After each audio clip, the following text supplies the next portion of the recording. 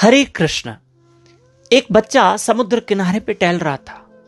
अचानक पानी की एक मौज आई और उसकी चप्पल समुद्र में बह गई, समुद्र में चली गई।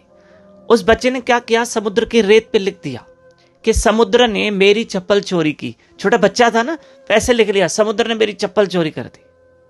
ठीक है, तो ऐसे में एक व्यक्ति समुद्र किनारे पे टहल रहा था, तो उसको एक समुद्र किनारे पे सीप मिली और सीप में एक मोती पड़ा था।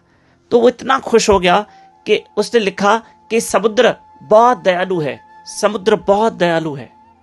अब बच्चे ने क्या लिखा कि समुद्र ने मेरी चप्पल चोरी की है। और उस व्यक्ति जो टहल रहा था उसने क्या लिखा कि समुद्र बहुत दयालु है, क्योंकि उसको सीप मिली, उसको सीप मिली।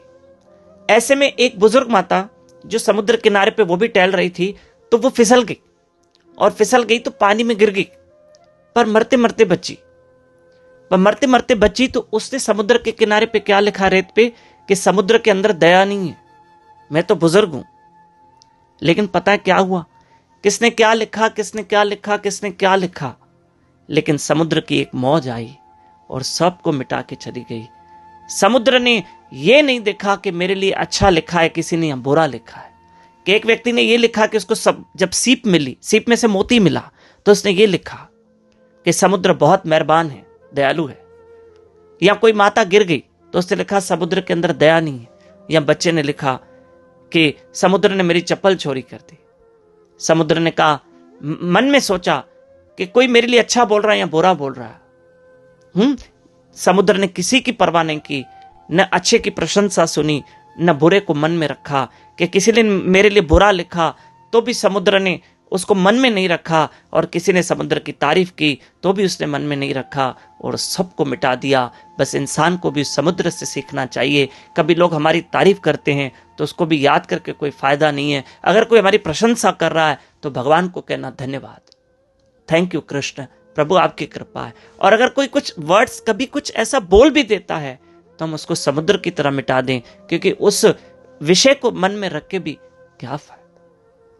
अगर किसी ने प्रशंसा की है और किसी ने प्रशंसा नहीं की है, अगर कुछ भला बुरा कहा है, तो हम समुद्र से एक बात सीख सकते हैं कि चलो मिटाओ, अब सब मिटा दो और अपने जीवन को आगे बढ़ने दो। क्योंकि नहीं तो याद रखना, बड़ी बड़ी राहों पर छोटी छोटी बातें हमें हमारे जीवन में रुकावट पैदा करती है। बड़ी बड़ी तरक्कियों में,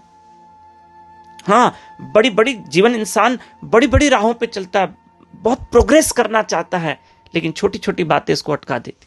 और छोटी छोटी बातों को हटाना है, हटाते जाओ हटाते जाओ हटाते जाओ। याद रखना, रास्ते में कई कांटे मिलते हैं, इसका मतलब ये नहीं कि हम चलना छोड़ देंगे। हम कांटे हटा सकते हैं लेकिन चलना नहीं छोड़ेंगे। इसी तरह से जीवन में किसी ने कोई शब्द ऐसा बोल दिया तो जरूरी नहीं है कि हम उसके शब्दों को सिर्फ ध्यान में रख के हम अपनी तरक्की की राह छोड़ दें। हम अपनी तरक्की की राह नहीं छोड़ेंगे, हम उन छोटी छोटी बातों को भुला देंगे। जैसे समुद्र ने मिटा दिया, वैसे हम भी मन से मिटा देंगे।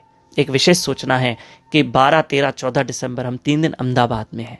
12 तारीख मणिनगर, 13 तारीख कुबेर नगर, 14 तारीख शाम को, तीनों दिन शाम को है सरदार नगर में 14 तारीख को। ये तीनों स्क्रीनशॉट अलग अलग लेके रखो प्लीज, कुबेर नगर का, सरदार नगर का, मणिनगर का, और सबको बताओ जो आपके आसपास रहते हैं। अहमदाबाद में 3 दिन सत्संग है और महाप्रसाद की व्यवस्था भी है। हरे कृष्ण। कहीं कहीं तो है महाप्रसाद की व्यवस्था, पर आप आना, हरि कथा सुनना।